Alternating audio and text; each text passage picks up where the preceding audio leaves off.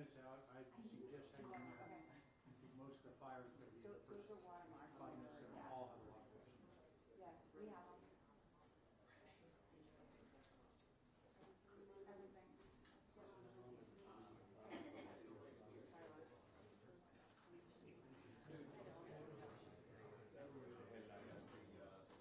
Everything.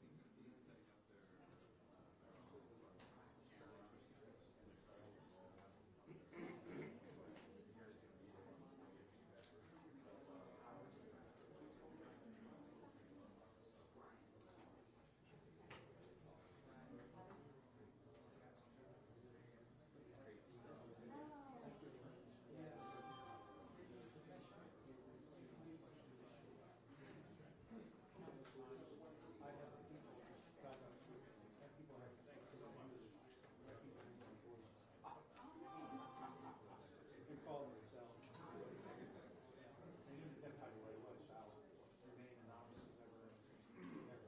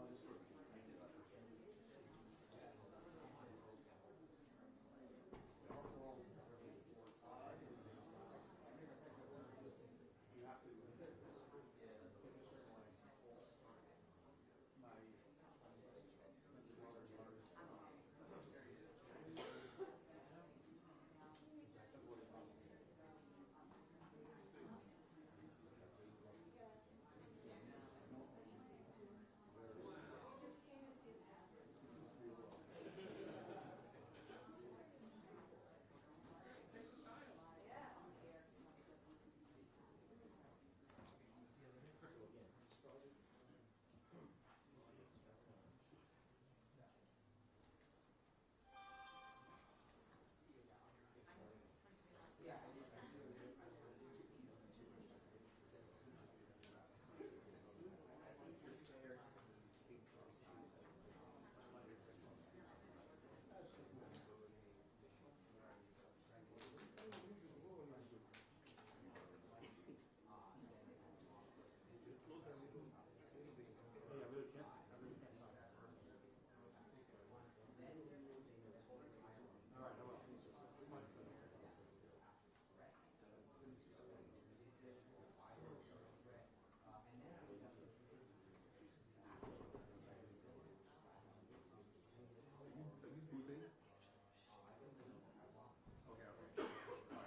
Send an email. Actually, they're walking out. They're walking out. They're walking out.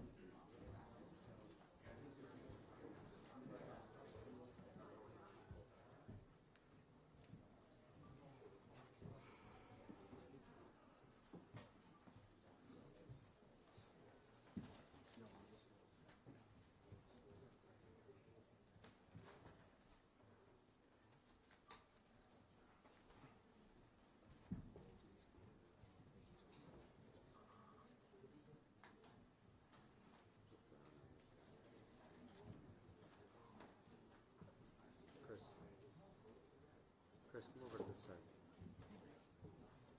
Take the X that says CP.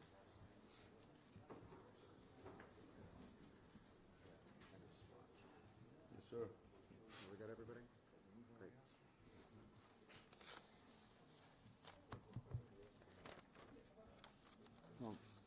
Good evening, everybody. Tonight, our Providence neighbors can finally breathe a little easier.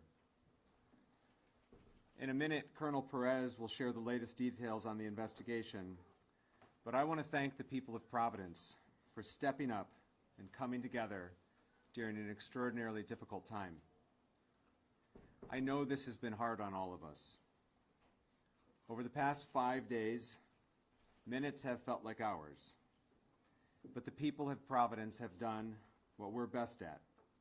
We've leaned on one another, come together, and supported one another, and showed the nation what a tight-knit community looks like.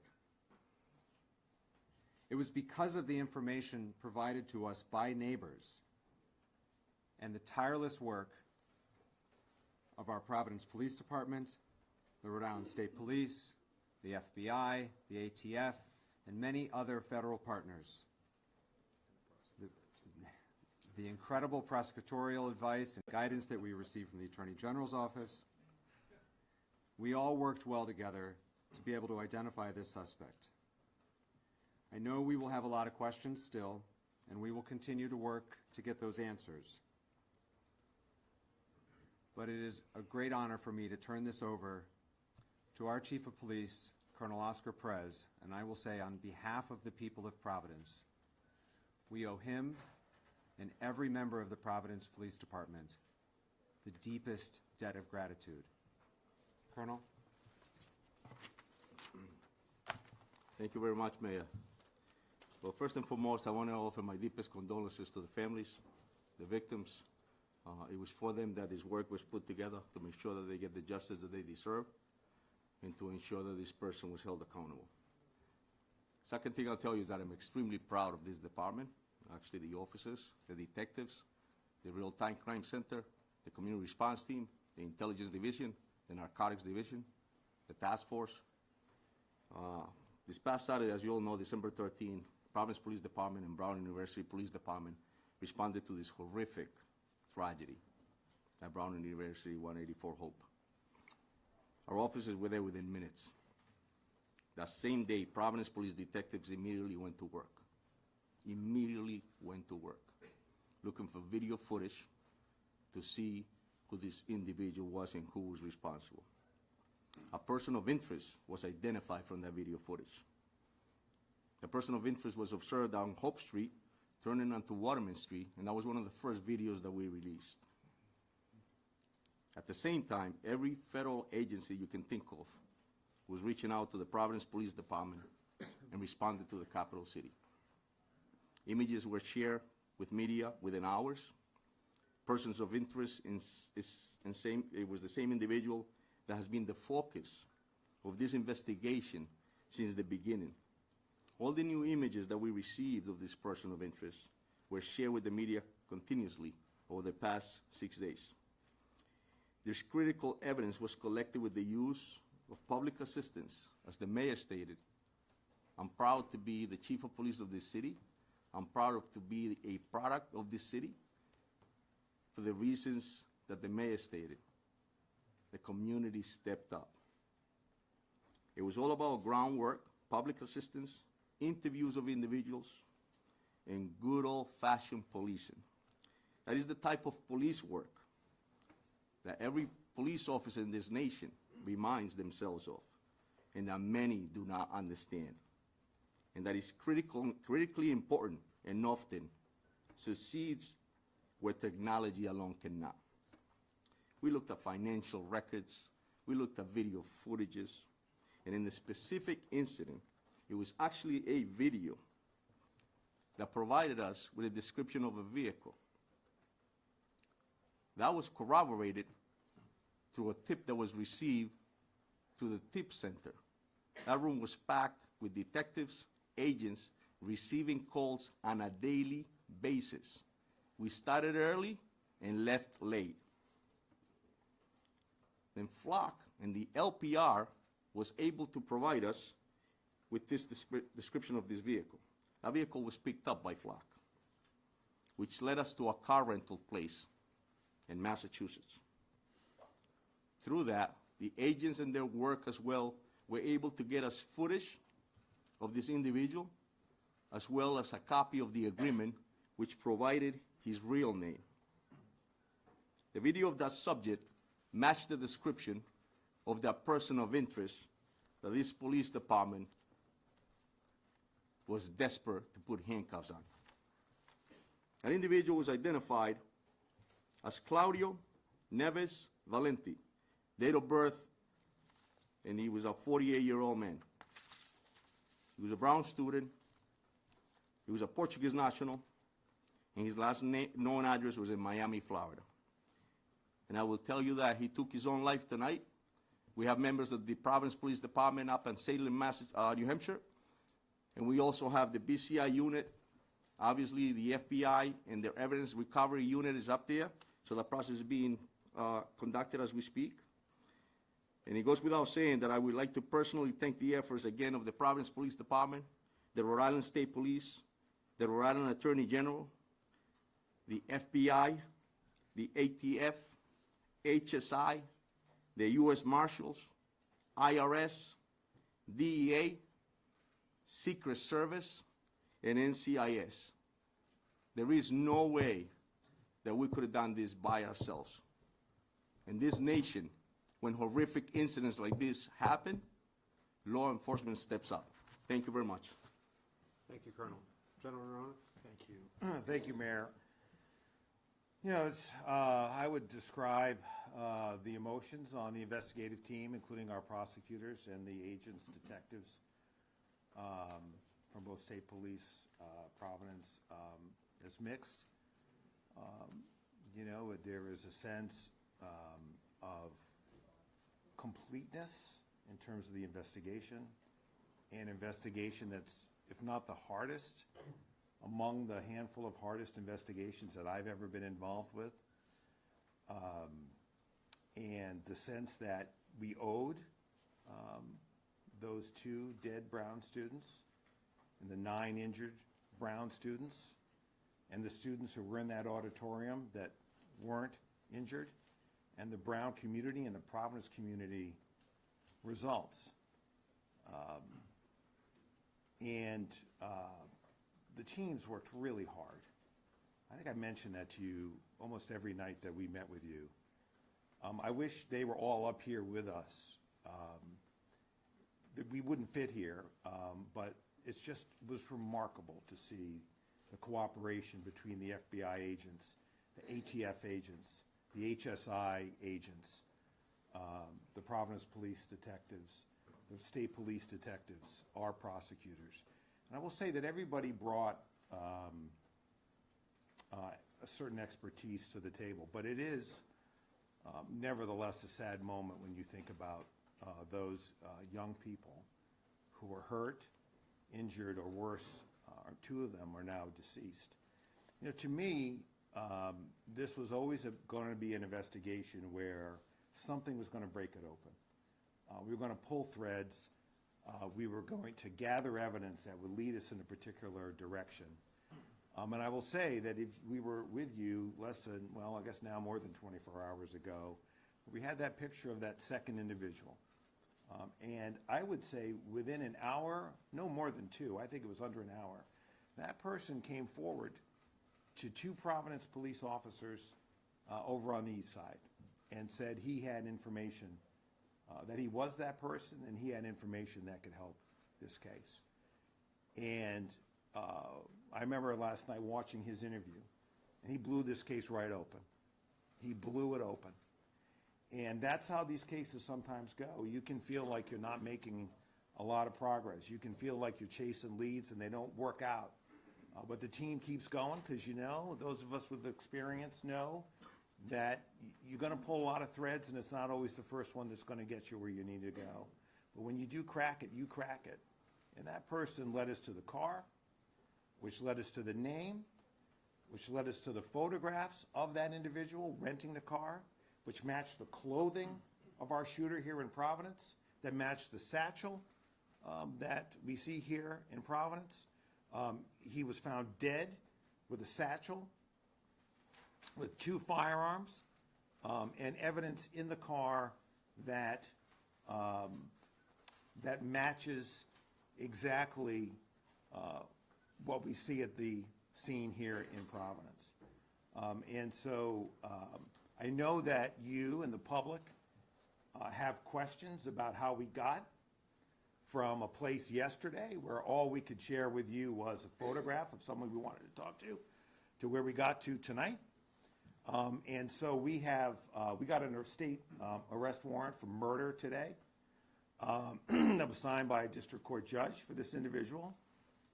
There won't be a prosecution now, of course, but that affidavit is on our website, and you will be able to see more and read more about how this investigation unfolded. I won't get you all the way there because there are some things that happened afterwards which led us to this suspect's body in New Hampshire. But it will, I think, tell you, give you a sense of the work that went into this by the line prosecutors and the line agents and detectives from the agencies that work so well together. So, you know, as I said, it's with mixed emotions. It is unimaginable, the pain that the parents and families of the deceased are feeling tonight and will feel undoubtedly for quite a while. But I hope that by bringing this person to justice, that we can at least give them the beginnings of some measure of closure. And I want to thank you all for your patience with me when I got a little testy with some of you. Those of you who know me from Rhode Island, you know that's my nature. So I really want to thank you for your patience. Thank you. Thank you, General. As has been said several times, the partnership with the FBI was invaluable.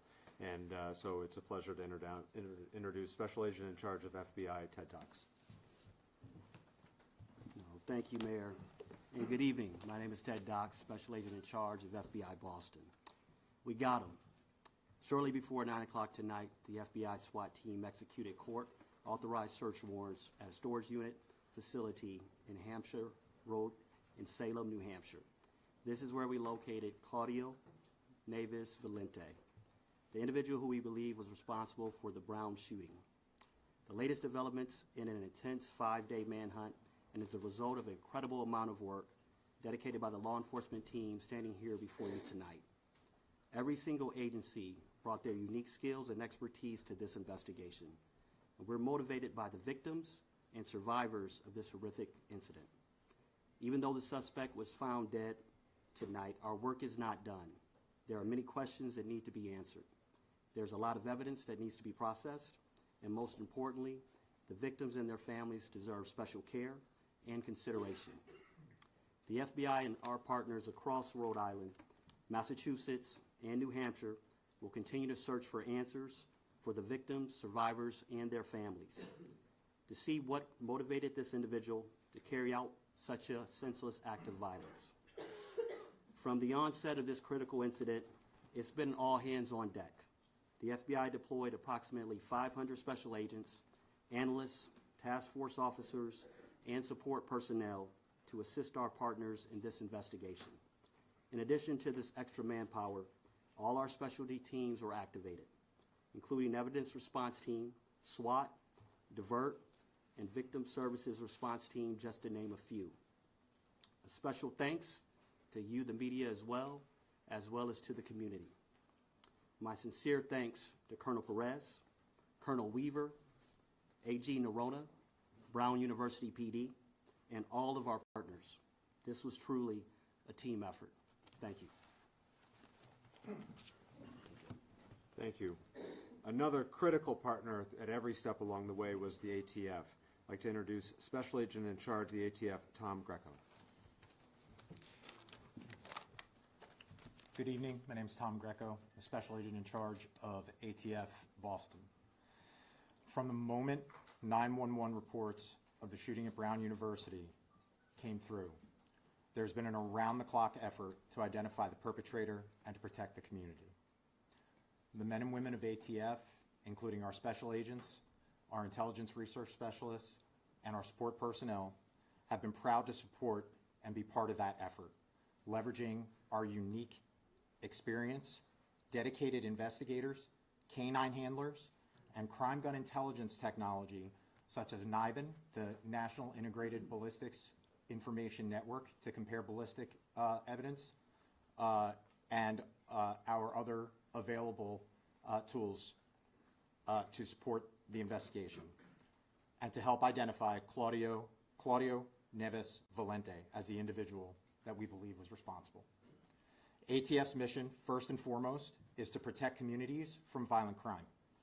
Each individual in this country deserves to live in peace and security in their homes, in their schools, in their places of worship, and in the streets. The actions of Claudio Neves Valente stole that right and terrorized the community. I'd like to emphasize to the public, was a highly dangerous individual capable of extreme violence. And we're happy to have been part of this investigation and proud to have worked with our partners to identify him and see this through. Thank you very much. Thank you very much. From the very outset on Saturday, from our first press conference in the fire station to today, Rhode Island Governor Dan McKee has been by Providence's side every step of the way. The City of Providence is incredibly grateful for the governor's support, the state police, not just their assistance with the investigation, but in supporting the broader community. It's a pleasure to introduce Governor Dan McKee. Thanks, Mayor, and clearly your staff, I feel the same way with the team that you have, that we were happily able to assist. And as a former mayor, many of here in the audience know that I've been a mayor, some don't, but I empathize and sympathize with the position that you were in and the fact that you needed people to follow the lead of the Providence Police and to partner in with some extraordinary people, whether it's with the FBI or the ATF, and of course our state police as well. From the very beginning, my thoughts as a dad was with the families who suffered from the shooting. The unthinkable happened in our state. The unthinkable happened in Providence. The unthinkable happened at Brown University. And we're going to be forever changed. But our commitment from the state level is to continue to support Providence, Brown, and the people of the state of Rhode Island in the recovery. That's going to take a great deal of time. But I do say this. The professionalism that I saw in the law enforcement should make everyone that lives in our state and beyond our borders feel very safe. These things happen, but it requires some professional help and law enforcement to bring it to the conclusion that we've been able to bring it to. So, Colonel, thank you, everybody involved. And again, we will stand with Providence and Brown University and the people of the state of Rhode Island to provide the help that will be needed in the recovery in a trauma like this. Thank you, Governor. Throughout the year, the Rhode Island State Police is an incredible partner to Providence, but during this investigation, their support was invaluable. I introduce Colonel of the State Police, Colonel Weaver.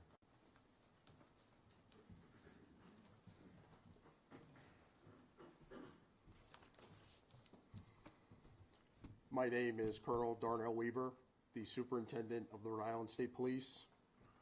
I want to begin by recognizing the excellent and exceptional efforts of the Providence Police Department and Colonel Oscar Perez. From the very first moments of this investigation, the Providence Police Department has worked collaboratively and relentlessly day and night on this investigation while protecting our capital city. Their detectives followed facts, developed evidence, and pursued every credible lead. Colonel Perez's leadership has been steady and decisive, focused on identifying the person responsible for this tragedy. As always, our troopers stepped up, working shoulder to shoulder with the Providence Police and our local, state, and federal partners I want to give particular recognition to our detectives, whose diligence and dedication contributed to this investigation.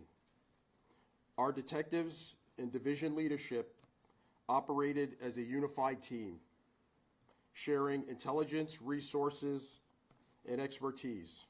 This has truly been an all-hands-on-deck investigation, as virtually every trooper has taken extra shifts to help support the efforts in Providence, and I have never been prouder to be a member of the Rhode Island State Police. This year marks the 100th anniversary of the Rhode Island State Police, and this case stands out among one of the most challenging in our state's history. The sheer volume of digital evidence, the complexity of the investigation, and the intense public interest played an extraordinary demands on everyone involved. Despite that pressure, investigators remain disciplined, methodical, and focused on facts. We are grateful for the assistance of the public, particularly those who shared our information, provided tips, and gave us doorbell camera footage and access to their property. We are also thankful for the ongoing support of Rhode Islanders. We know that you have been with us through this entire investigation. I also want to be very clear about something else. Criminal investigations are grounded in evidence, not speculation or online commentary. The endless barrage of misinformation, disinformation, rumors, leaks, and clickbait were not helpful in this investigation. Distractions and unfounded criticisms do not support this work. They complicate it and threaten to undermine the justice we seek for the victims and the grieving families. Despite these challenges, good police work prevailed, and we have lessons that we can bring forward from these long days ahead. To the Brown University community and the people of Rhode Island, be assured that this case reflects the law enforcement community and what we are capable of, and that we are committed to this state. We will continue to support the victims and the broader community as the healing continues. Thank you. Thank you, Colonel. Providence is so proud to be home to Brown University, and we are committed to working together with them in the future as they help heal their community as we do our broader Providence community. We continue to give condolences to the deceased and our prayers to those who are recovering. The leader of Brown has been a great partner through this whole process. I'd like to introduce President Christina Paxson from Brown University. Thank you. You know, nothing can really fully bring closure to the lives that have been shattered over the past week, but this may allow our community to move forward and begin a path of repair and recovery and healing. I want to thank the dedicated law enforcement agencies that have worked so tirelessly on this case, really around the clock, as well as our neighbors and others who participated in giving tips and helping with the investigation. We hope that this outcome tonight brings an increased sense of safety for our community at Brown and in the surrounding area. This has been a period of great fear and anxiety for many people, and now perhaps some form of relief. Truly, this week has been devastating for our community in a number of ways, including the experiences that members of our community have had with being targeted by online rumors and accusations. And I hope that this development also means an end to this truly troubling activity. So we remain focused on the safety and security of our community and in support for the victims of this senseless violence.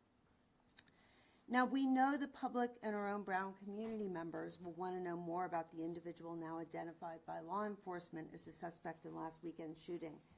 And we can confirm the following to the best of our knowledge, based on our review in the very short time since law enforcement authorities made us aware of this development.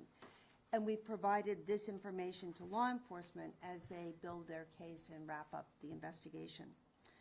So Claudia Manuel Neves Valente was enrolled at Brown from the fall of 2000 to the spring of 2001. He was admitted to Brown's graduate school to study in the Masters of Science PhD program in physics, beginning on September 1st, 2000.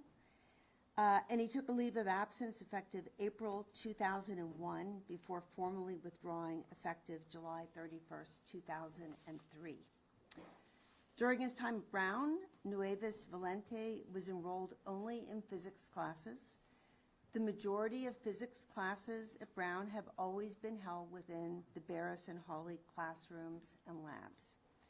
Now, detailed records indicating where specific courses were held don't extend back to 2001. But we can say that physics classes typically require access to specialized equipment, including demonstration carts that are a fixed asset in some of Barris and Hawley classrooms. So I think it's safe to assume that this man, when he was a student, spent a great deal of time in that building for classes and other activities as a PhD student in physics.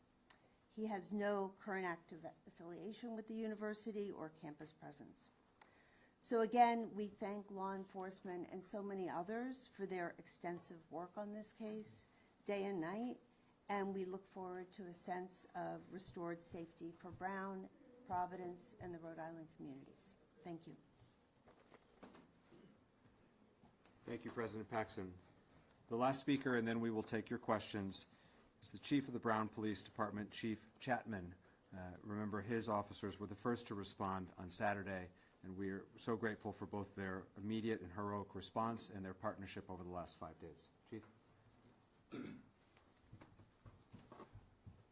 want to express my ongoing prayers and care and concern for our entire community. I certainly also want to acknowledge and thank the men and women of the Brown University Police and Public Safety for their efforts. As you see, this was a Herculean task and required a lot of collaboration and work. And our officers and our public safety personnel were shoulder to shoulder with these assets. I do want to also thank all of you who have helped citizens and law enforcement. That partnership and collaboration means the world to us, and we couldn't have gotten there without you. So thank you. Thank you, Chief. We'll now open up to questions. Go ahead. Go ahead. What led authorities to link the incidents between Brown University and MIT? Then I can follow up to that.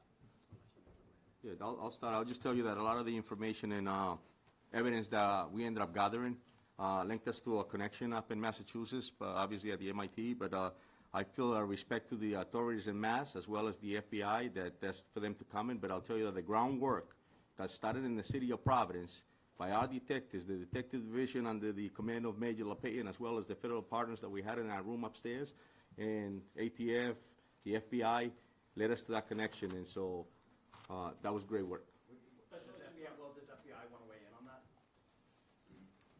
And then I have a follow-up. I think through that particular link that you're talking about, that case is being worked out of Massachusetts with the leadership of U.S. Attorney Leah Foley.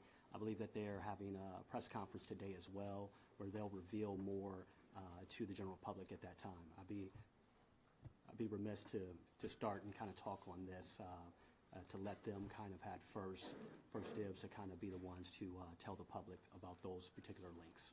And your follow-up. But your follow-up, sir. As for the second person who came forward, what did that person tell you, and did that person know the shooter? So yeah, obviously I had mentioned at the last press conference that it was a person that we wanted to speak with. The work of the video collections that we had led us to identify that there was a person that actually encountered this individual. So it corroborated everything that we saw. We saw our person of interest. We saw that there was a vehicle involved. When this person came in, broke the case in the sense that explained to us exactly what we thought we had seen and put that individual at the crime scene. Obviously, that was that was the break, because we knew that we were in the right direction to ensure that we were going after this individual, but obviously took his life. Go ahead. Steve? Thank you, Mayor. Did Mr. Valenti act alone, and is there an anti-Semitism component behind this, do you expect? As far as we know, Steve, he acted alone. And is there an anti-Semitism component to this? No, that we know of, no. John? Colonel, what was the events that led to the storage facility? So was he pursued there? Did he know authorities were going after him? When was he last alive? Like, how did that play out? So it plays out in the sense that we obviously, I just stated, we collected all the evidence. We were able to learn that there was a rental vehicle. We learned about that vehicle.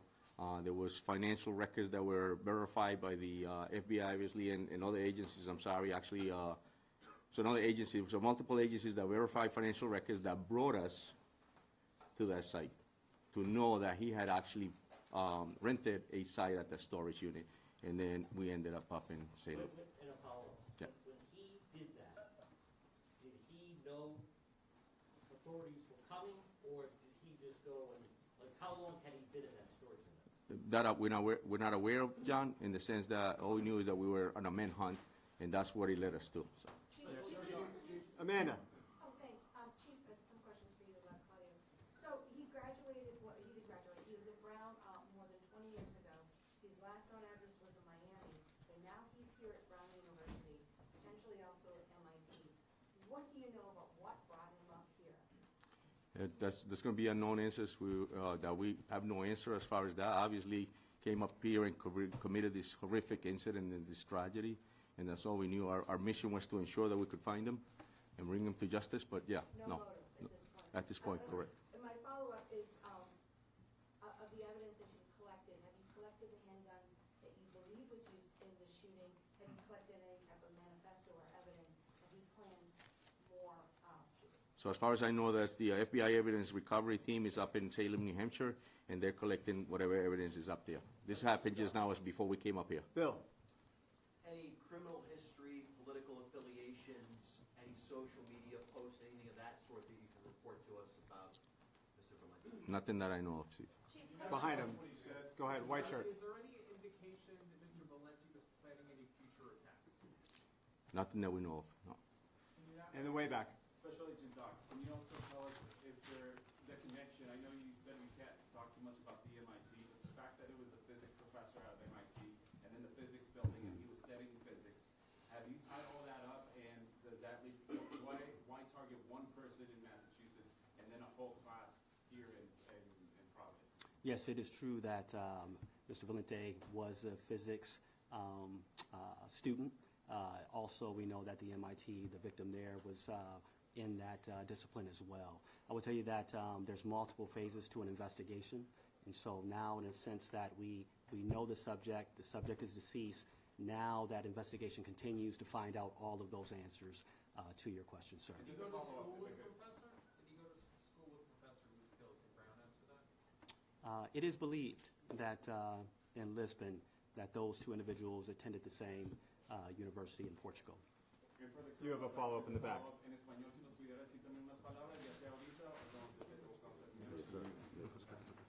Muy poquito. Go for it. Sorry, empiezo desde el principio. Lo que nos pueda resumir acerca del caso, ¿qué fue lo que conllevó a que ustedes pudieran dar con el paradero del sospechoso y las conexiones que tuvieron? ¿Cómo llegaron a rastrearlo y más que nada a qué atribuye todo esto? So the question was if I can briefly explain how we got to this individual and what occurred. So, verdaderamente lo que pasó, obviamente el incidente del sábado 13 nos llevó a tomar evidencias, colectar evidencias de videos, de informaciones, y expliqué que es muy importante el trabajo de los policías y los detectives en el piso, haciendo el trabajo duro, recolectando videos, recolectando testimonios. En este tipo de casos recibimos información, obviamente, de los videos que colectamos. Nos dimos cuenta que había un vehículo de interés y una persona de interés desde el principio. Eso nos llevó a después informarnos de la placa del carro, la descripción del carro, y eso nos llevó a darnos cuenta de que esa persona había rentado el vehículo en una compañía en Massachusetts. Después de que fuimos a Massachusetts, cogimos videos de la persona, Esa persona era en la misma descripciones de la persona de interés de nosotros acá en la ciudad de Providence. De ahí pasamos con los agentes federales a investigar un poco más y llegamos a los récords financieros que nos llevó a Salem, New Hampshire, en esta noche. Allá hubo una entrada táctica del equipo del FBI y encontramos que esta persona se había quitado la vida ellos mismos. Ahora estamos investigando más si hay algo que necesitamos saber más de él. Alex. Colonel, or is there a note or manifesto of some kind, and is that providing any information about a motive or anything that they might have done in the Again, the FBI recovery team in forensics are up in Salem, New Hampshire. At this point, we don't have any of that. Any indication of why now? What's the significance behind why this happened on Saturday? That we don't know. Yeah, I don't think we know the answer to that question. I think there's a lot of unknowns with respect to motive.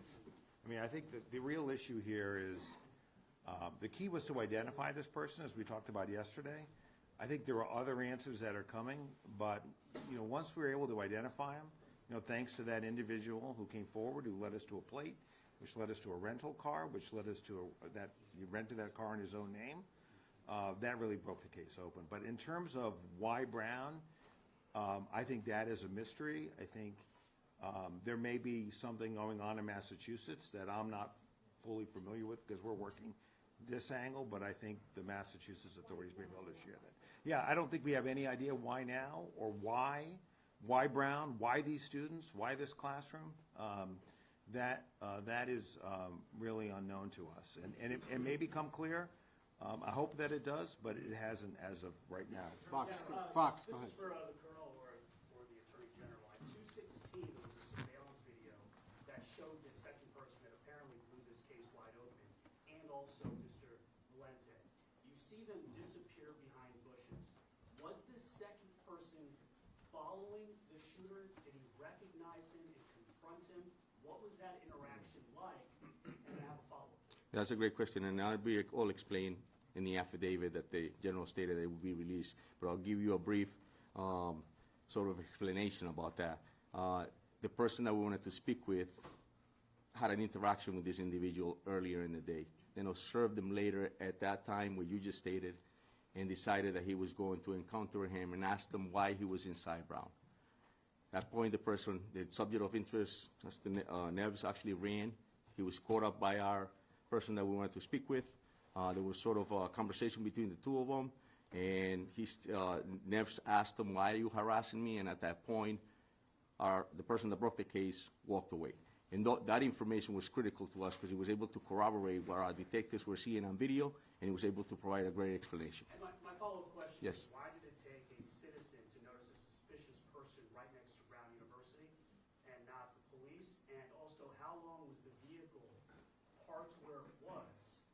And was it days, hours, minutes? What were we talking It appeared to be days as far as the evidence. Why would a civilian observe that to be suspicious? It's a great point. And I like the fact that you're mentioning that and bringing that up. That's what we should all be doing, right? And it's just personality. Some people are more interested in finding out what others are doing. In this particular case, this person decided that he wanted to, and I'm glad he did. Shouldn't the police be interested in that, not That's it. citizens? That's what I was In the back. Now that the suspect, Attorney General, now that the suspect won't be prosecuted, can you explain what he yelled in the classroom to America tonight so people can Sure. feel a little more comfortable? Sure. Was it something, terrorist related? Was it something specific to the kids in that class? Yeah. What did he say? Can you now tell us? Yeah, well, back to that question just for a minute, just to clarify that. They had a interaction in the bathroom in Barris and Holly.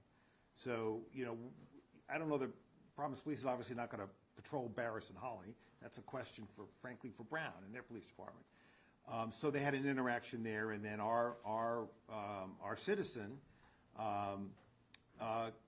followed him out because to him, as he explained it to us, this guy did not belong there. And so that's why he followed him out. In terms of what was said, I don't know any more today than what I told you yesterday, or the day before. There are some witnesses who said he said nothing. There are some that say he made a barking noise. Don't ask me. I don't know why. And that's it. There is no other spoken word beyond that we are aware of as we stand before you tonight. And we have spoken to everybody that we have been able to locate who's been inside that building. And just to the special agent in charge, my follow-up question is, can you just be clear to the people of Massachusetts, and I know you said the people in Norfolk County and investigators in Mass, but you did say a few days ago that you talked to the colonel of the state police and said I did. there's no connection between Brookline and what happened here in Rhode Island. But now you're saying there was a connection, so are you saying that he shot up Brown University, then 2 days later he was at this house in Brookline to shoot this MIT professor, and then he just drove up to Salem, New Hampshire for no reason? How did he get into a storage facility?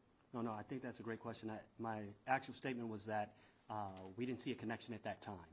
But absolutely, I spoke to the colonel. Right now, that case is being presided over by U.S. Attorney Leah Foley. They're having a press conference at 10 o'clock tonight, I believe. I think at that time, they will speak to that particular case. I would be getting a little bit ahead of my skis if I spoke to that case without consultation with Leah Foley and her team, as we've been in the trenches working this up to the minute today, sir. I guess 2 days ago you didn't know they were connected, now you're saying they appear to be. Yes, and that's how cases often go. I would say at that time, when that question was asked of me, there was no indication of a link at that time. As we've talked throughout this week, these breadcrumbs develop, and we'll see what she has to say today at 10 p.m. If I could I just want to jump in here on that, please. I just want to jump in here on that because it's a good question. It's an important one. So just to put everyone's mind at ease who's listening now, he didn't just drive to some random storage area. We found records with the help of the FBI and others that was his storage area. So he rented a car in Boston. He drove it. We were able to find that car in New Hampshire. We were able to find evidence in the car from looking at it from the outside that connected this individual to our crime scene here in Rhode Island.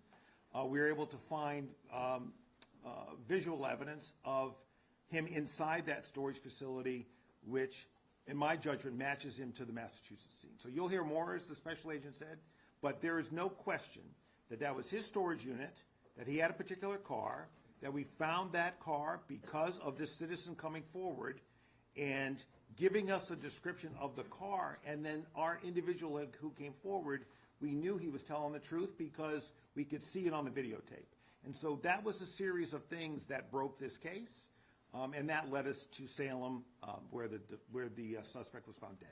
Staff. Believed to be living in Miami. Did he fly here at some point? How long was he in Providence for, and when did he obtain the guns? Go ahead. Yeah, he did, like I said, it'll be in the affidavit, but he did fly into Providence, I believe, early October, I believe. That's the right date. And what was the other question? I'm sorry, Steph. Did he buy the guns here, or did he get the guns? So I'm sorry, I can't answer. Yeah. We don't know the answer to that, Steph, as we stand here right now. Okay, you can't fly with them, so assuming he got them sometime after he arrived? Well, that's possible. What we do know is that he was moving around New England in that October, November, and December area. You remember, we just we know that there's a body in New Hampshire. We know that there are guns at the scene.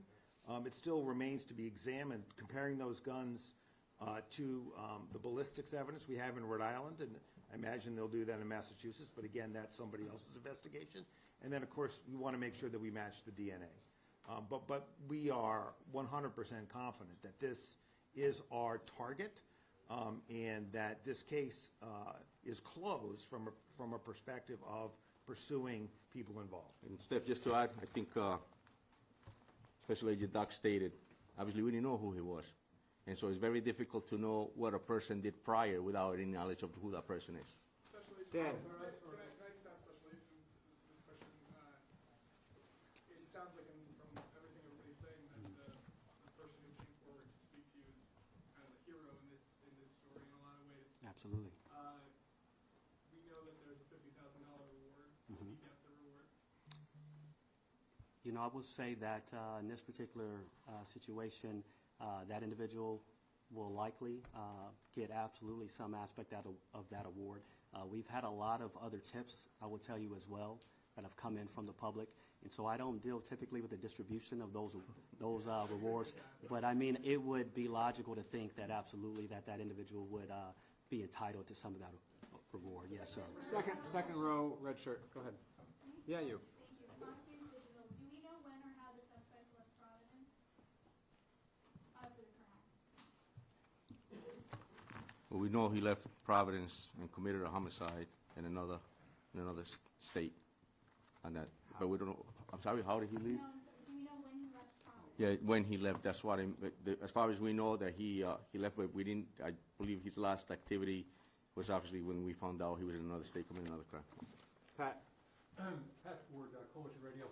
I'll throw this out to all of you, with particular regards to the Brown University president.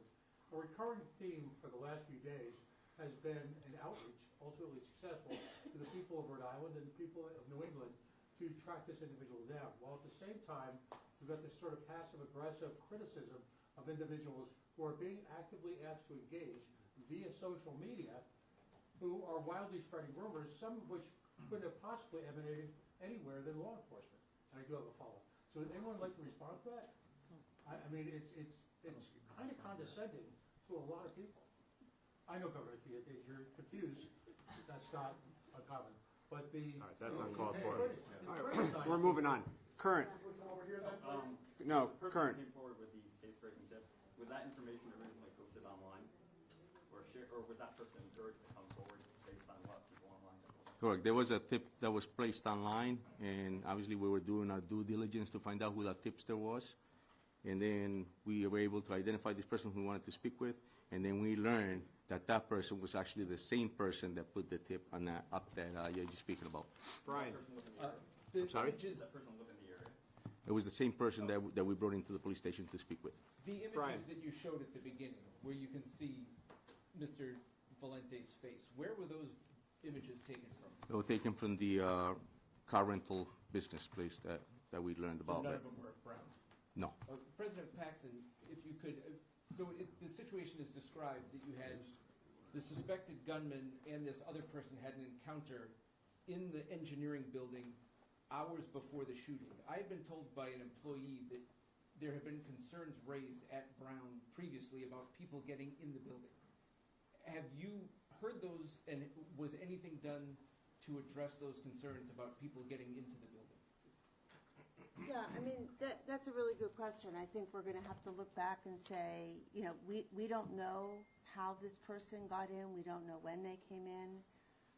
We do know that the building was unlocked that day for exams, and that's something we're going to have to Had look you heard into. concerns from staff members in the past I about have security not at the building? personally heard concerns, but, yeah. Dan. President Paxson, Dan Janney from NBC 10. I want to go back to the question I asked you Saturday night when I first arrived on the scene. There were no cameras in this building, and law enforcement, some that are standing up behind you, have said if Brown had cameras in that part of the building, we would have gotten this guy. And it may have stopped this swirling action. Can you answer that question for me? Well, I don't think we have said the locations of cameras at Brown. But there's no cameras in that building because why would they take it from a rental car agency? We have 1,200 cameras at Brown. But not in that building. We have some in that building. It's a large complex. And I think what you would see is the video evidence in this case, from my perspective, I'm not a law enforcement agent, has been incredibly helpful. The moving of the person around the neighborhood, those video images, they help crack this case. So I think video was important. And as the Attorney General explained at a recent press conference, this individual was not spending his time on the Brown campus. He came into a building on the edge of the campus. He left. He was in the neighborhoods. The investigation focused on the neighborhoods. The video was there. And that was really, really instrumental in cracking the case. And but my you second can ask them. And this is my follow-up, Madam President, if you'd stay at the podium. Yes, video played a big role in this case. The neighbor's video, the rental car video, but not the video from the building that he walked in freely both before when he got in a confrontation and when he came back in and decided to kill people. You didn't have cameras in that building, just say it. so we can get this over it. And my next question is, will you put Dan, you got cameras? one follow-up. Will Yeah. you put the cameras in the building? Will Yeah. there be more cameras in that building? Yeah, I think we need to look back, we'll look at everything that is done, but I do not think a lack of cameras in that building, it had anything to do with what happened there. And we will Thank go you, Madam forward. President. Thank you. Chris. Tom Quinlan, WPRO. Colonel Perez, I'm hearing from sources that the person that identified the shooter happened to be a homeless person that either lived around or inside that Barris and Holly building. Can you confirm more about this person for us? And then I have a follow-up for President Paxton. I'll tell you there was a person that was pretty attentive about his surroundings. I'll tell you there was a person that was very cooperative and helpful to this investigation.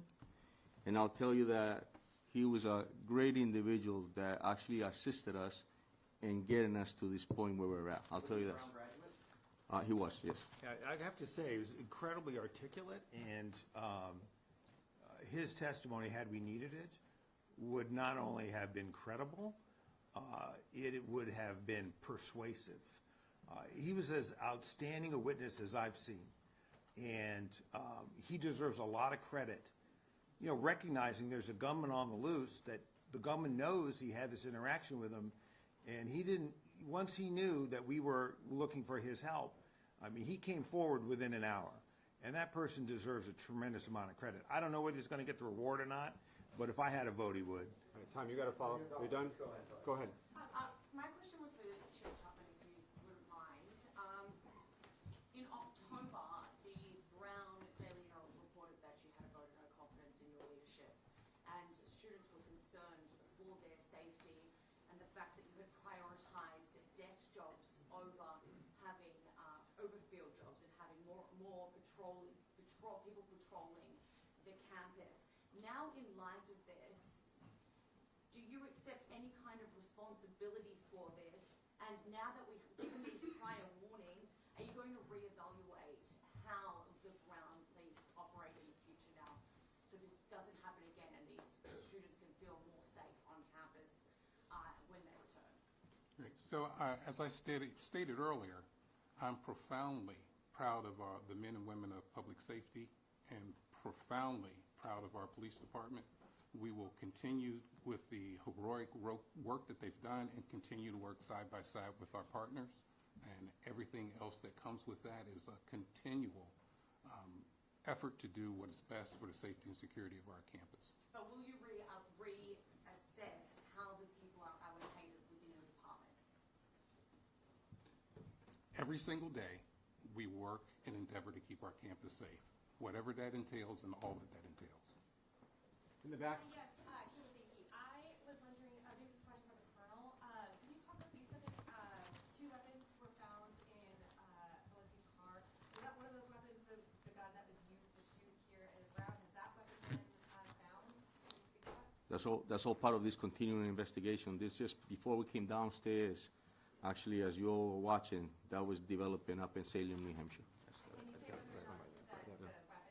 Hold on a second. Yeah, those firearms were found at the deceased body, not in a car. So he killed himself inside the storage unit, and the firearms were found at his in the area of his thigh and in the area of his feet. It was not in a car. There was evidence that was observed from outside the car that matched our crime scenes, meaning mask, clothing, satchel, which you can see on that video.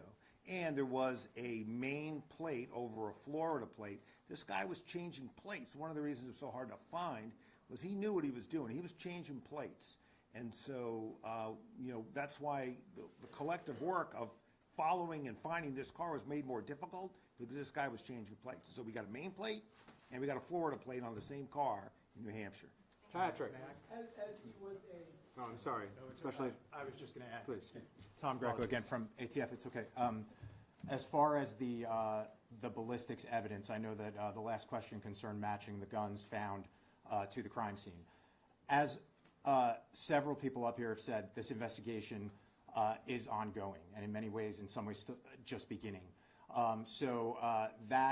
Those weapons that were found at the scene, we will be using our tools such as NIBIN to compare the ballistic evidence to see if we have any matches. So we use those tools to rule things in and to rule them out as well. So we'll be following up on that throughout the remainder of the investigation. Patrick. Neves Valente was a Portuguese national. Under what status was he in the country, and how did he get into the country? Do we know that at this point? I have a follow-up after that. You have that, Oscar? Yeah, I think, yeah, I do. So as far as we know, he had a student visa. He had came in here with a student visa, and we also had learned that he had applied to get a green card. Do we know, sorry, I have a question. And for President Paxson, does Brown have And any- Patrick, if I could just be clear on that, he got that lawful permanent resident status in September of 2017. Thank you. I was going to ask, but then, and for President Paxson, has Brown had any communication from Neves Valente in the period after he left until now? As far as I know, no. He has really gone off our radar. We will continue to cooperate with the police as they continue with the investigation to find anything we can find about him. But his last class that he took at Brown was in 2001. Straight back. Let's skip one. This question's for the Colonel or the Attorney General. If you hadn't focused on the wrong person of interest on day one, do you think the professor in Massachusetts could be alive? Well, from the beginning, I've told you that this investigation is extremely, extremely complex and intense. And so we used every resource as soon as we responded to the call. I stated that earlier. I'm proud of the men and women of this department. Yes, we did find somebody that we thought obviously was the person, but we continued on. We continued on investigating. We continued on canvassing the areas. We continued on with video. And that's why we ended up where we're at now. Yeah, if I could just jump in here, I just want to continue to answer that question. It's an important one. And the answer to that is this, and I tried to convey it a couple of days ago. We broke ourselves out into teams. So while the Providence team and the state police team and the ATF team were working here in Providence to follow up leads, develop whatever video evidence we can, which eventually led to all the steps that you've seen and are laid out in the affidavit, which is on our website, and it is multiple pages. You'll see the progression. So while the FBI were working Coventry, we were working here. Now, you may ask, well, what was it about Coventry that made us, for those of us who've been in law enforcement for a long time, why did we have to run that lead to ground? Here's why. When the FBI confronted him, initially, he was not cooperative. When they entered the room to secure it, there were guns in the room. One of them had a laser sight. The witnesses had told us there was a laser sight used in the course of the attack. Okay, we had to run that to ground. We couldn't just, not run that to ground. That was a very promising lead. But that's why you don't get over your skis about, and word choice is important. So while we had to test those ballistics and test the DNA off those guns, and that DNA ruled this guy out, okay? But we had to run that lead to ground. But while we're running that lead to ground over the course of Sunday, for the most part, if my memory's correct, we were working other leads, which eventually led us through a recreation by the great work of the team, including the marshals, by the way, that are up here. Movements, image of our cooperating witness comes in, and you've heard the rest. So, this is the way these investigations work. You don't chase one and stop. We have chased more than one lead over the course of the last 4 to 5 days. There was one lead that we followed, didn't work out. There was another lead that we followed, didn't work out. There was another lead that we followed, didn't work out. So that's, at least in my mind, 5 different leads that one worked out, 4 didn't. But you're running them all down at the same time. So I can't offer any comfort in that regard, but I don't believe that we would have found this person any sooner, given the evidence that was available to us. The way back. Can you say why it took so long to get the tipster's tip? It looks like he posted on Reddit on Monday and then said on Reddit that he told the FBI. Was it lost in the FBI's tip? We received the tip about that post and immediately acted on it. And so that's exactly what occurred. As soon as the tip came in, we had a tip center upstairs that was staffed, as I mentioned earlier, by detectives and agents. They were going through hundreds of tips that were coming in, hundreds. We were vetting them through, ruling them out, just like the general stated. We were making sure that whatever came in, we checked it to ensure that we weren't missing anything. And so when we got to that tip, obviously, it led us to that person I wanted to speak with, and I told you the rest earlier, so. Yeah, and I just want to complete that too, because this is important. This person had to come forward. That's why we put the picture out. Once we put the picture out, he came forward, right? But we didn't know who that person was. We knew about what was on Reddit, but we didn't know who that person was. That's why when we identified another person, we didn't know when that person came forward that he was the Reddit poster. He then told us he was, okay? So all of these things kind of happened in that sequence. Go ahead, Chris. This Valente figure, this is a question for President Paxson. Do we know why he left school early in 2001? Did he have a history of mental illness that was expressed during that time or reported at that time? No, we learned his name very, very recently, and we haven't had a chance to really dig into the records. But we will if it helps with the investigation. This is another question about We had a follow-up This question. is another question about a student visa. You said he's here on a student visa now. What school is he affiliated with if he's here? Since he's not here? General, we Yeah, clarified yeah. that, Yeah, so he's not here on a student visa now. He was initially. And then he applied for and received lawful permanent resident status in September of 2017. Okay? Go right here. What was Mr. Valente's profession, and have you searched his residence? Again, as I stated earlier, we just identified who obviously that person, and this developed pretty quickly. So that's all part of the investigation that's coming.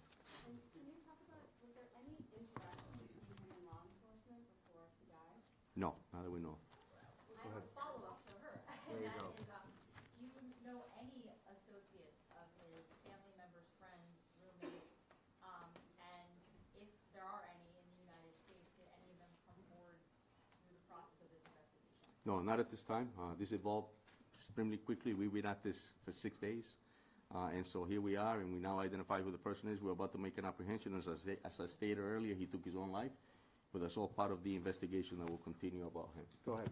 Okay, so for President Paxson, Chief Farrow said he had no known criminal history that you know of. You were asked about possible mental illness while he was here. When he was at Brown, did he have any grievances, disputes with anyone, any problems, any disciplinary issues, any problems at all that were documented?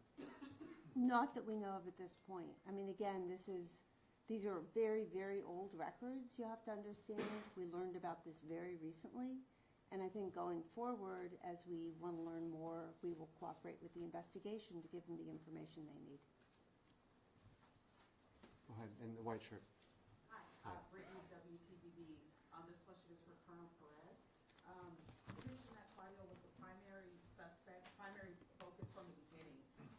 If that's the case, can you elaborate more on why there was someone else detained initially, and the lead that led you to that person to being detained initially, if Claudio was the primary focus from the beginning? Yeah, so. And I have a follow-up. Sure, Brittany. Great question. So we have received a tip about that first person. We have received a tip about him wanting to get a permit to carry a firearm. And so that led us to also learn that he was a person who potentially could be, it was just where he was denied, and then he went to another department, and the descriptions led us there. So we had it vetted through. Obviously, the FBI responded, followed through that whole tip, ended up finding the person, taking him to custody, finding him with 2 firearms, with a laser.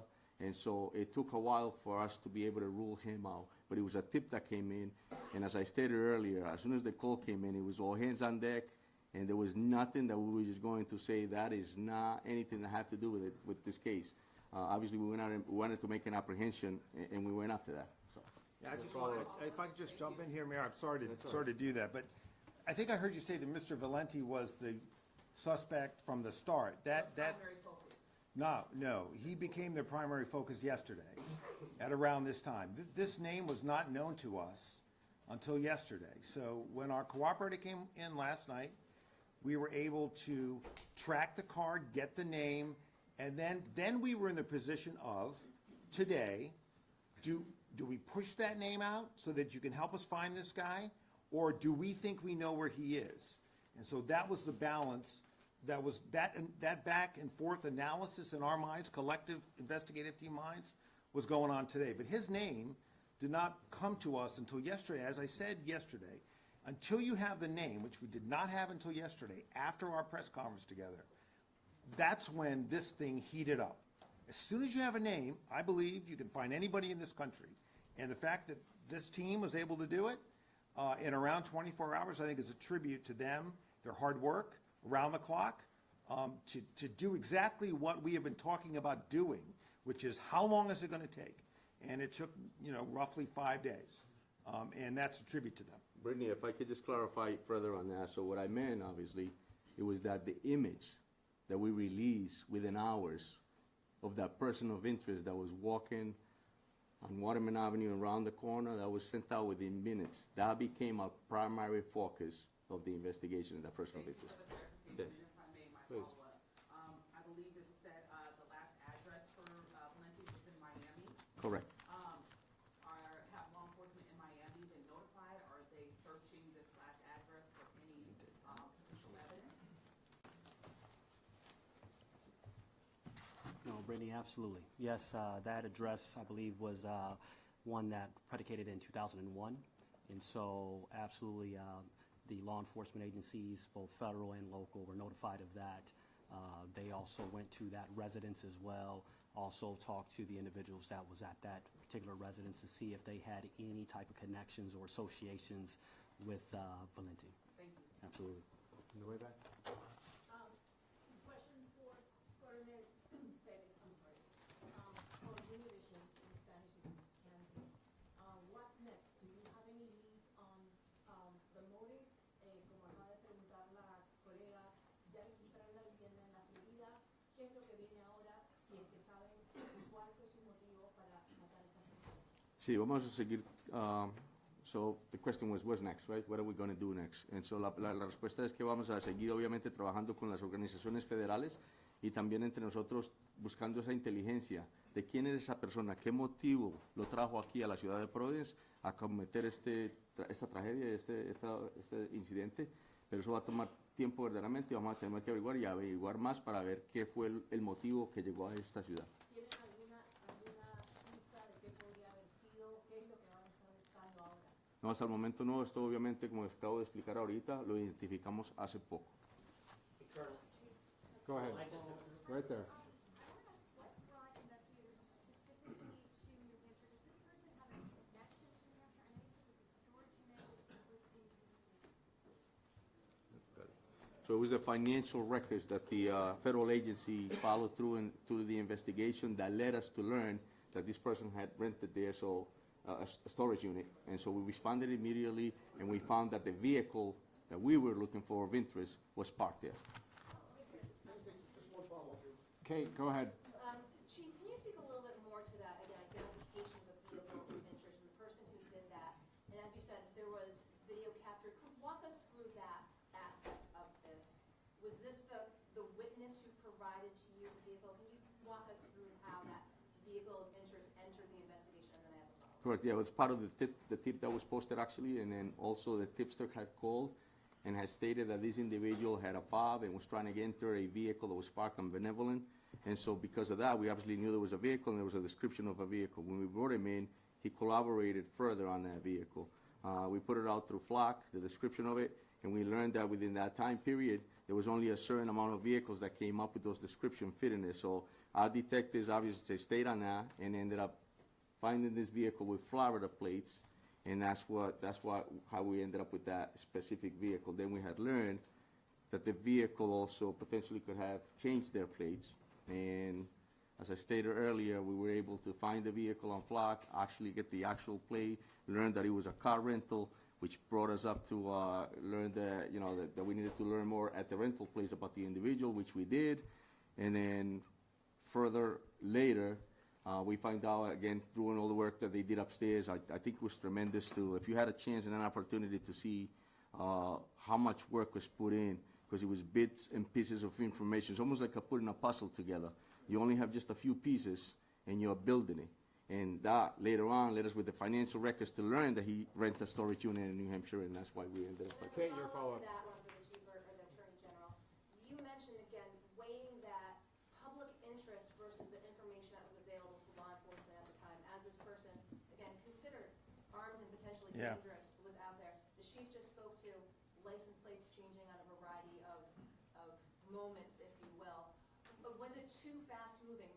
Talk to us about weighing again that providing Yeah. information to the public with an armed and dangerous individual and vehicle use that involved multiple license plates and your decision not to sort of real time inform the public of it. Yeah, so we knew yesterday, last night, who this guy was and that he had rented a car in Boston. So the question becomes, is he going to return the car to Boston? We got information he might return it to Connecticut. He didn't return it at all. But when we thought he might be returning it to the information, to the locations, we wanted to try to take him without him knowing we were coming. As soon as his name gets out there, he is going to be even more in the wind. And so the question becomes, if you think you might know where he is, right, eventually you find the storage unit, right, so you're following that up. But initially you think he might return the car to Boston on Atlantic Avenue, I believe, or in Connecticut, perhaps to board a flight somewhere. You're weighing, can I take this guy, because we know where he's going to be, and not alert him that we're coming. And so I would say this afternoon, we were going back and forth on that. But as the FBI and the ATF and our other partners, Providence Police, State Police, developed evidence as to where he was, ultimately in New Hampshire, we decided to pursue to that location. And there we found the car with those multiple plates that we were looking for, a Florida plate and a Maine plate on top of it. Right there, go ahead. That DNA evidence, where was that tested? And also the firearms examinations, we've had some trouble with the state lab here. Where were those? In Brookline, Massachusetts. Federal agents found Neves Valente dead from a self-inflicted gunshot wound. The United States Attorney's Office in Boston, Rhode Island, Connecticut, and New Hampshire have been working throughout the day to establish probable cause to charge Neves Valente. Earlier today, the U.S. Attorney's Office in Massachusetts filed a criminal complaint under seal detailing the chain of events over the past 6 days, including information that led us to today's search of the storage locker in New Hampshire. This is what we learned during this multi-jurisdictional investigation. Neves Valente studied at Brown University in Providence, Rhode Island on an F-1 visa around 2000 to 2021. He eventually obtained legal permanent resident status. Previously, he attended the same academic program as the MIT professor Nuno Loureiro in Portugal between 1995 and 2000. Although Neves Valente appeared to reside in Florida, between November 26 and November 30 of this year, he rented a hotel room in Boston. On December 1st, he rented a gray Nissan Sentra with Florida plates from a car rental agency in Boston. That same day, he drove to the vicinity of Brown University, where his car was observed intermittently between December 1st and December 12th. On December 13th, Neves Valente entered an auditorium on Brown University's campus during a study session and began shooting at students, killing Ella Cook and Mohammed Aziz Umarzokov, and injuring 9 others. Between December 13th and December 14th, Neves Valente returned to Massachusetts. On December 15th, he murdered MIT professor Nuno Loureiro at Loureiro's home in Brookline, Massachusetts. At some point while he was in Massachusetts, he switched the plates on the Nissan Sentra to an unregistered plate out of Maine. Immediately following Professor Loureiro's murder, Neves Valente drove to a storage facility in Salem, New Hampshire, where he had rented a storage unit in November of this year. Since the December 13th shootings at Brown and the December 15th shooting in Brookline, state, local, and federal law enforcement officials have been working hand in hand around the clock to identify the shooter and prevent him from inflicting further harm. I have said this before and will continue to believe when law enforcement agencies work together, crimes are solved and the public is protected. The information we provided to you tonight would not be possible without the dedicated men and women of law enforcement in multiple districts throughout New England, including the FBI, ATF, HSI, the U.S. Marshal Service, Massachusetts State Police, Rhode Island State Police, Providence Police, Brookline Police, and the Brown University Police. In addition, prosecutors for the Rhode Island Attorney General's Office and the Norfolk County District Attorney's Office, and federal prosecutors from Rhode Island, New Hampshire, and Massachusetts all contributed to this result. I also want to thank Attorney General Pam Bondi for her support in coordinating the federal response. Questions? Can you tell us anything about his motive and the two sets of victims and how they might be related and how he might be related to them? That is not information that we can share right now, but as soon as that information becomes available, we will share that with the public. Are you able to say anything of what led you to link the two crimes, perhaps initially? Can you repeat the question so we can hear you now? Yes, the question was how were we able to link him to the two crimes? So investigators identified the vehicle that he had rented in Boston and then drove to Rhode Island. And he was seen, the vehicle was seen outside of Brown, and there was security footage that showed a person who resembled him. There was financial investigations that were going on in the background that linked him not only to that car, but also to the hotels that he had rented and the car that he had used to not only drive to Rhode Island, but then back to Boston. And then there was the security footage that captured him within a half mile of the professor's residence in Brookline. And there is a video footage of him entering an apartment building in the location of the professor's apartment. And then later that evening, he is seen about an hour later entering the storage unit wearing the same clothes that he had been seen wearing right after the murder. So you have an extensive video canvas as part of this investigation that leaves you no doubt. This is the evidence we have right now. We are coming to you tonight because the federal complaint was unsealed, and we wanted to provide you with the information and to assure the public that law enforcement collectively believe that we have the person, that we identified the person, and that person is dead, and that he was the person responsible not only for the Brown shootings, but for the Brookline shooting. Can you speak to, before the self-inflicted gunshot wound, was there any interaction between law enforcement and Nevis Valente? Any words exchanged or anything like that? No, when investigators went into the storage facility tonight to execute the federal search warrant, he was dead. Do you think he entered there this evening? No. He entered an hour after what happened in Brookline? Yes. And do you know how long that storage, did he rent that? Like how long? Our understanding from the financial investigation is that he had rented a storage facility at the location in Salem, New Hampshire in November. Can you confirm whether or not he used the same weapon in the Brown shooting as he did in the MIT shooting? Ballistics investigation was ongoing and has not been completed at this time, so we're not going to comment on that. Can you give us any sense of when you started to recognize perhaps that he was the same person? I know it was through the video, but when it sort of dawned on investigators that these two cases were related? It was in the last 24 to 48 hours that my understanding, according to my understanding, is when the link began to be established. And that was mainly, he was using a phone that was obfuscating ability to track it. And he was using financial, not credit cards that were tied to his name. And so he was sophisticated in hiding his tracks.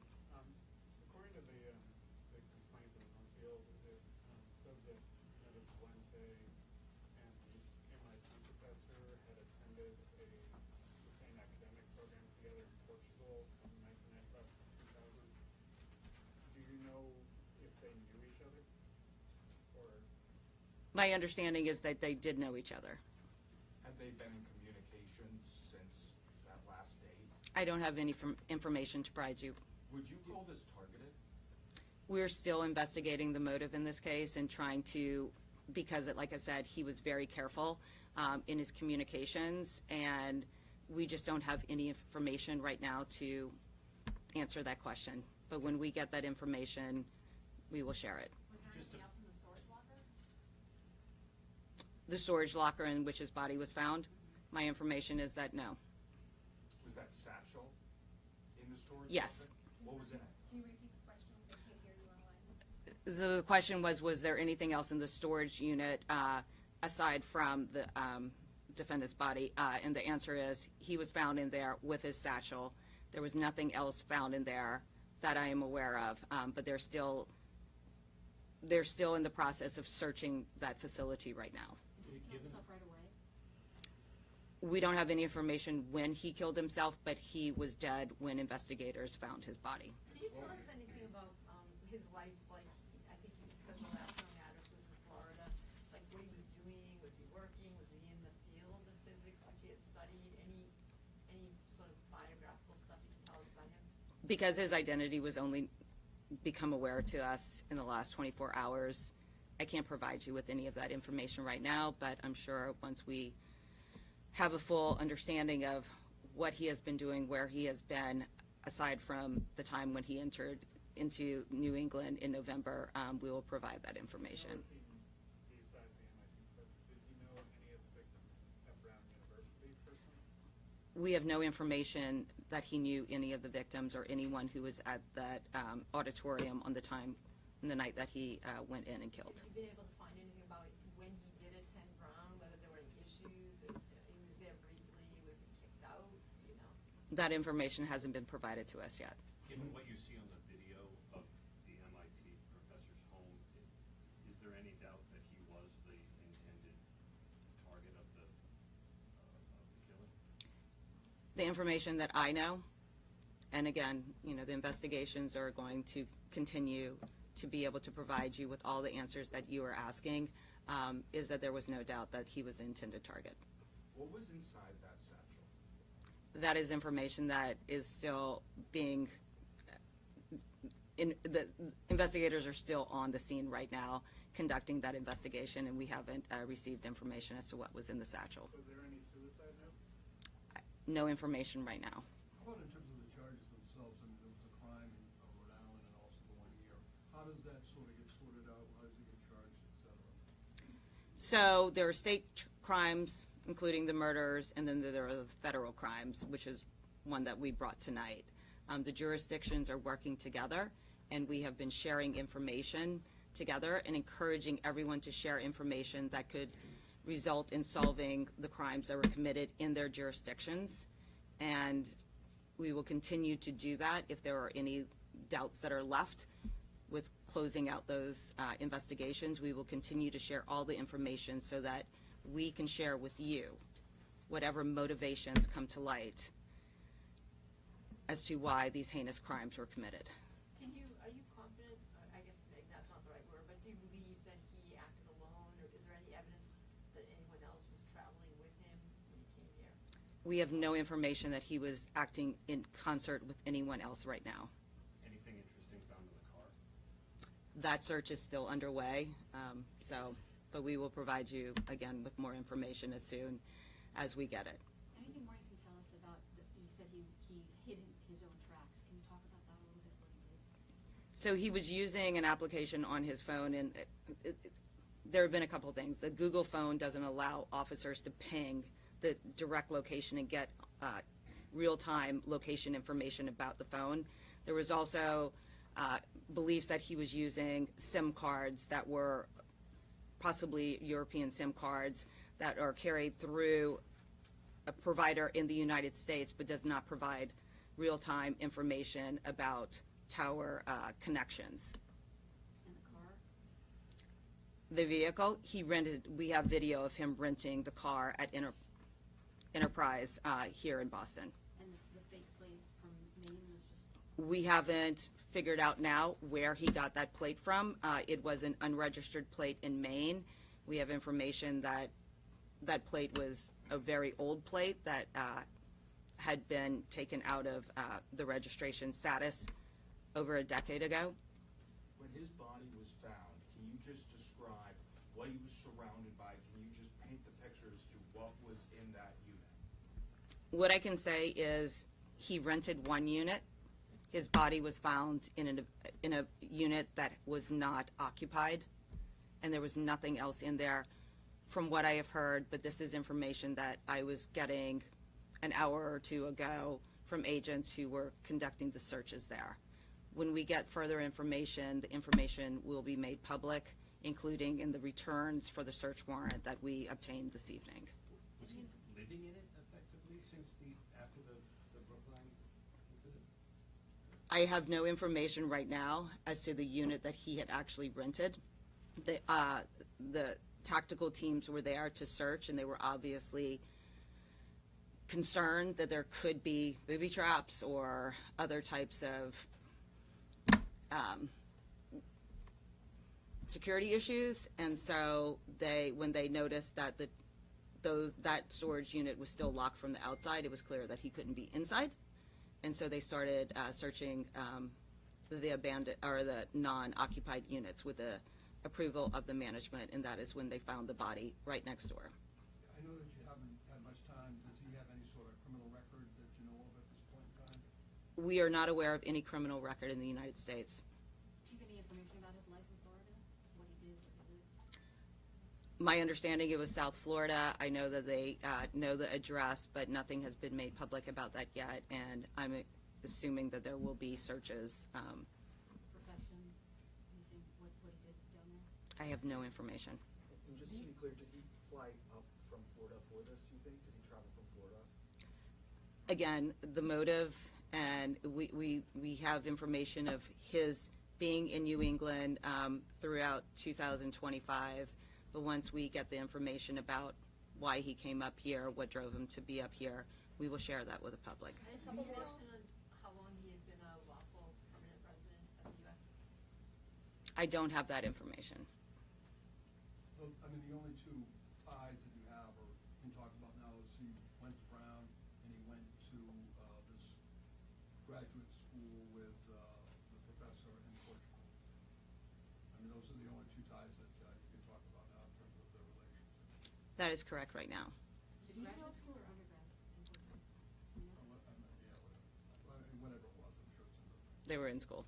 Becky, you have a question? Do you know if he was in contact with anybody either immediately before coming to New England or after he got here? That is not information that we have to share right now. Just one more? Do you know, did he have any contact with anybody else, even besides, the rental, the hotel, in his travels? That is information that I don't have to share with you right now. There's one question. Yeah, go ahead. Is there, there was been some reports on social media by this, saying that a man who was homeless and was sort of living at Brown was the one who sort of saw him and thought he was suspicious and took his plate number and then was urged by other people on Reddit to make sure he reported it. Is that true? You say there was a witness, but is that his account true, that he's the one that helped break this, or gave a crucial tip? How would you describe that? We did receive information from a witness who encountered him after the Brown shooting and gave information that was very helpful to the investigation and in identifying Neves Valente. You gonna get the 50,000? We'll let you know. Did you say that? The accounts that are on the record right now is what we can comment on, but we will provide, again, more information so that the public will have confidence in our investigations. Thank you. Thank you. Thank you so